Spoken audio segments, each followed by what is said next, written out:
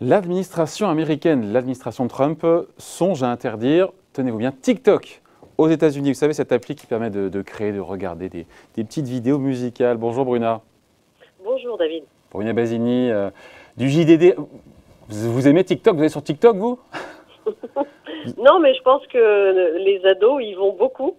Ah ouais, je vous confirme. Et pas seulement les ados, même ceux qui sont un petit peu en dessous.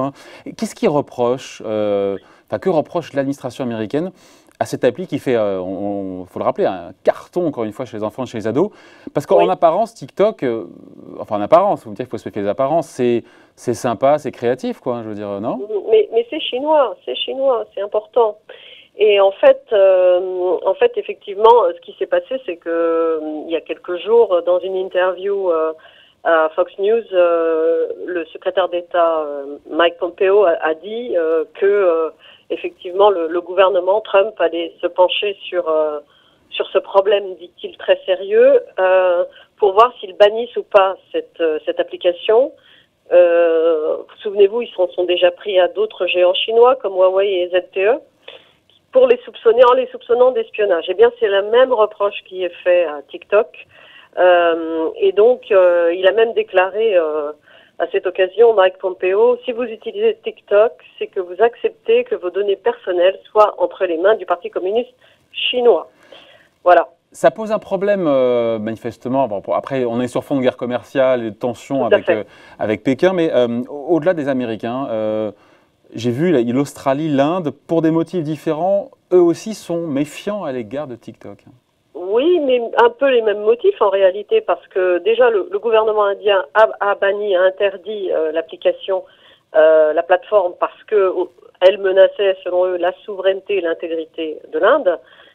Et ça, c'est un sale coup pour TikTok, parce que c'est un énorme marché, l'Inde, pour eux. Ils réalisent plus d'1 milliard de revenus publicitaires dans ce pays. Après, les autorités australiennes aussi, elles ont ouvert une enquête pour décider si oui ou non ils allaient interdire l'application. Pareil, il y a 1,5 million d'Australiens qui utilisent quotidiennement TikTok. Et pour les Australiens, c'est une plateforme qui ramasse des données sur les citoyens australiens pour ensuite les ramener, les rabattre vers le Parti communiste chinois. Et donc, c'est un peu le même reproche, finalement. Et ce soupçon, encore une fois, donc, de l'administration américaine, mais au-delà, sur le fait que les données personnelles soient envoyées directement au Parti communiste chinois, c'est fondé ou pas? Parce que TikTok, évidemment, dans sa réponse, dément tout lien avec le Parti communiste, avec Pékin, quoi. Tout à fait, ils l'ont démenti très clairement. Ils font valoir qu'ils font nettement la distinction entre Douyin, qui est en quelque sorte la version sinophone de TikTok, et puis le TikTok international en quelque sorte, et avec des managements locaux, avec une utilisation des données et un stockage de données qui est conforme, qui est clairement séparé. Donc ce qu'on peut supposer, c'est qu'aux États-Unis, par exemple... Où sont stockées justement les DP, les données personnelles des usagers américains? Ils disent qu'elles sont stockées aux États-Unis, ces données personnelles. Si c'est le cas, ça veut dire que l'hébergeur est américain et normalement, ça devrait protéger les utilisateurs américains d'un risque d'espionnage ou de siphonnage de données. Voilà. Mais maintenant, il y a la réalité qui, technologiquement, est peut-être un peu plus compliquée que ça. Ouais, on sait d'ailleurs en Europe, on parle des Américains, mais en Europe, on sait où les données personnelles de nos enfants, de nos ados, sont stockées, on le sait ou pas, ça? Alors, ça dépend du centre qui héberge ces données. Si c'est un centre américain, genre AWS d'Amazon, en fait, on est un petit peu plus tributaire du regard américain, si je puis dire. Il y a une moindre protection. Si c'est OVH, par exemple, qui est européen, français, là, on est protégé. TikTok a nommé, est-ce que c'est le fruit du hasard, au mois de mai, un nouveau directeur, et il est américain. C'est une forme de réponse aussi, ça? Oui, absolument. Mais ça fait partie aussi de la stratégie des entreprises chinoises. Vous remarquerez que, ils font ça aussi pour les GAFA. Et les Chinois, en général, les grands groupes chinois qui s'exportent mettent à leur tête généralement des managers français ou italiens ou allemands pour faire bonne figure. Pays où ils s'installent. Tout à fait. C'est de bonne guerre, si je puis dire. Là, par exemple, ils ont fait venir le patron de comment il s'appelle, Mike. Il vient pas de chez Disney. Oui, c'est ça, Kevin Mayer.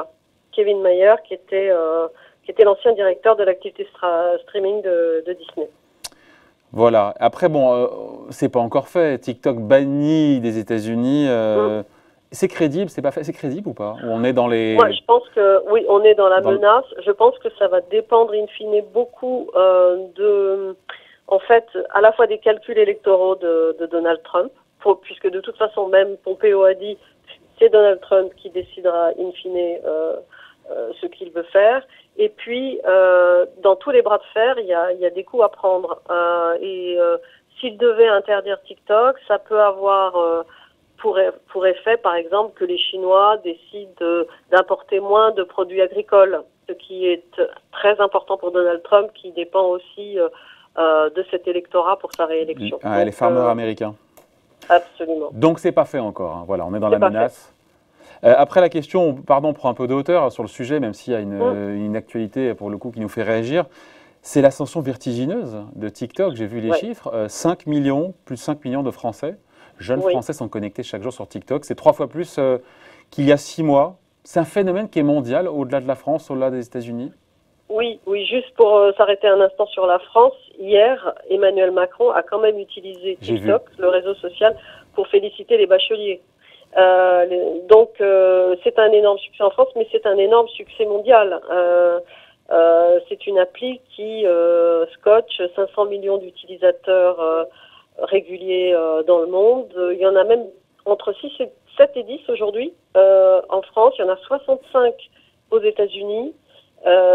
Et donc, c'est un énorme succès commercial aussi parce que c'est une société qui est valorisée 110 milliards de dollars en bourse.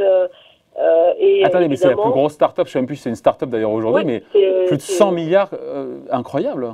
Oui, c'est 100 licornes à elle toute seule, en fait.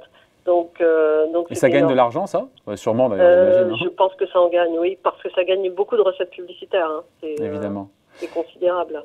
Comment, je ne sais pas, est-ce qu'il y a eu une recette magique? Quelle a été la recette du succès? Comment TikTok a réussi à rendre accro, parce qu'il y a une forme d'addiction des enfants, des ados, à ce point avec cette appli, hein. C'est quoi la recette du succès? Moi, je pense qu'au départ, c'est quelque chose de très accrocheur. C'est-à-dire, vous avez une vidéo qui dure entre 15 secondes et 60 secondes. Ouais, pas plus d'une minute. Où, voilà, le TikToker, il se filme en train de danser, en train de chanter. Mais c'est très créatif. Hey, on a vu, pendant que vous parlez, on voit plein d'images, plein de vidéos. C'est super créatif comme truc, hein. C'est très créatif. Et en plus, ils ont un algorithme très puissant qui permet de cibler très vite les goûts des utilisateurs. Donc, ils les inondent de vidéos dont ils savent qu'elles vont leur plaire. Et donc, ça raccourcit énormément le lien entre la plateforme et finalement l'audience.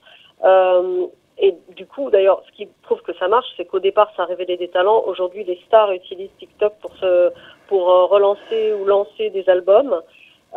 Et puis, ce qui montre effectivement cette créativité, c'est qu'aujourd'hui, le modèle TikTok, il est en train d'inspirer d'autres modèles. On va s'inspirer de TikTok pour le son, pour la mise en scène.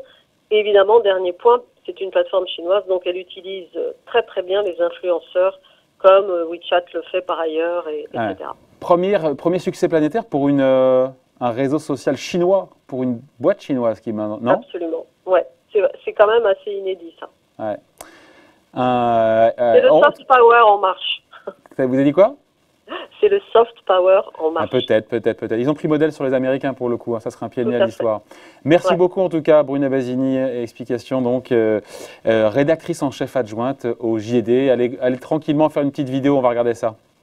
Merci. Salut, bye. Bye.